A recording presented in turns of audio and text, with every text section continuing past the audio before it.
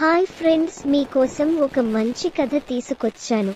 చూసి నచ్చితే ఒక లైక్, కుదిరితే ఒక కామెంట్, వీలైతే సబ్స్క్రైబ్ తప్పక చేయండి ప్లీజ్. ఇక కథ చూద్దామా?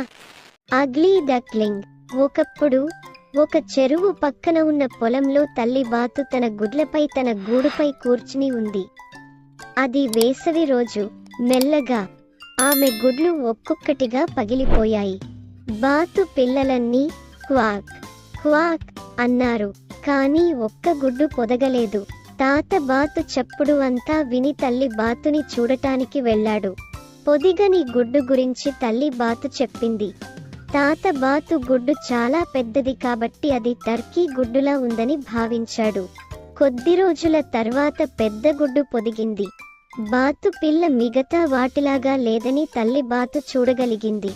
ఇది పెద్దది, తెలుపు మరియు వికారమైనది. బాతు పిల్ల మారుతుందని మరియు ఇతరులలాగా కనిపిస్తుంది అని తల్లి బాతు ఖచ్చితంగా భావించింది. తల్లి బాతు మరియు బాతు పిల్లలు చెరువులో ఈతకు వెళ్లారు. అగ్లీ డక్లింగ్ ఇతరుల కంటే మెరుగ్గా ఈత కొట్టగలదు. దీంతో బాతు తల్లి చాలా సంతోషించింది. ఈత కొట్టిన తర్వాత తల్లి బాతు పిల్లలను ఆడుకోవడానికి పొలానికి తీసుకువెళ్ళింది.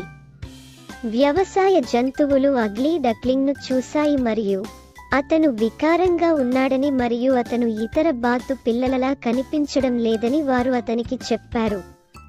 అగ్లీ డక్లింగ్ చాలా విచారంగా మారింది.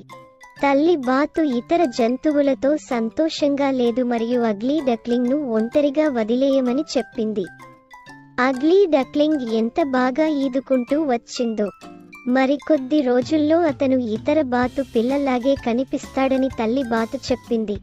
రోజులు గడిచాయి మరియు ఎవరూ తల్లి బాతు మాట వినలేదు.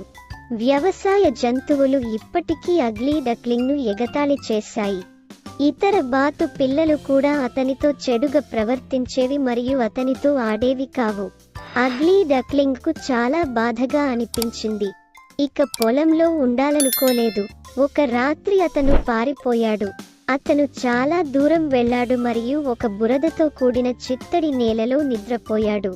మరుసటి రోజు ఉదయం అగ్లీ డక్లింగ్ కొన్ని అడవి బాతులు తన వైపు చూడటం చూసి అతను వాటితో ఉండగలవా అని అడిగాడు.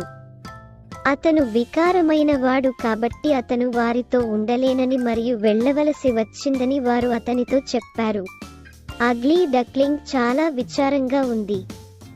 అతను చాలా అగ్లీగా ఉన్నాడు కాబట్టి అతని స్నేహితుడిగా ఉండటానికి ఎవరూ సిద్ధంగా లేరు.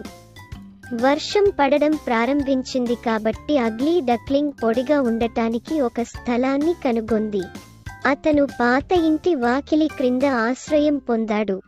మరుసటి రోజు ఇంటి తలుపు తెరిచింది మరియు ఒక పెద్ద కుక్క బయటికి వచ్చింది. కుక్క అగ్లీ డక్లింగ్ వద్ద మొరిగింది మరియు బాతు పిల్ల చాలా త్వరగా పారిపోవాల్సి వచ్చింది. రోజులు గడిచిపోయాయి మరియు శీతాకాలం వచ్చింది. అగ్లీ డక్లింగ్కు చాలా చల్లగా ఉంది. అతను ఒంటరిగా ఒక చెరువు దగ్గర నివసించాడు మరియు పొడవాటి గడ్డిలో తన ఇంటిని చేశాడు. ఇది సుదీర్ఘ శీతాకాలం. చివరకు ఎండ రోజులతో వసంతం వచ్చింది. ఒక రోజు చెరువు మీద అగ్లీ డక్లింగ్ 3 అందమైన తెల్ల హంసలు ఈత కొట్టడం చూసింది. అగ్లీ డక్లింగ్ చాలా వికారమైనందున వారు అతనిని స్నేహితుడిగా కోరుకోరని తెలుసు. 3 హంసలు అగ్లీ డక్లింగ్ను చూసి అతని వద్దకు ఈదుకున్నాయి. వాళ్ళు నమస్కారం కొత్త హంస అన్నారు. అగ్లీ డక్లింగ్ అతను బాతుగా ఉన్నప్పుడు అతన్ని ఎందుకు హంస అని పిలిచారని వారిని అడిగాడు. హంసలు అతను బాతు కాదని, నీటిలో అతని ప్రతిబింబాన్ని చూడమని చెప్పాడు. అగ్లీ డక్లింగ్ నీటిలో తన ప్రతిబింబంతో చాలా సంతోషంగా ఉంది. అతను ఒక అగ్లీ డక్లింగ్ కాదు, అతను ఒక అందమైన తెల్ల హంస. 3 హంసలు అతని స్నేహితులుగా సంతోషంగా ఉన్నాయి మరియు వారు చెరువులో ఈదుకున్నారు. 4 హంసలు ఆకాశంలో ఎగిరిపోయాయి. అగ్లీ డక్లింగ్ చాలా అందమైన తెల్ల హంస. అతను చాలా సంతోషించాడు. హంసలు పైకి ఎగిరిపోతుంటే నేల మీద పిల్లలు చప్పట్లు కొట్టారు. ది అగ్లీ డక్లింగ్ నైతిక పాఠం ఎవరినీ వారి చూపులను బట్టి ఎప్పుడూ అంచనా వేయకండి. ఎల్లప్పుడూ ఇతర వ్యక్తుల పట్ల శ్రద్ధ వహించండి. ఇతరులతో అసభ్యంగా ప్రవర్తించవద్దు.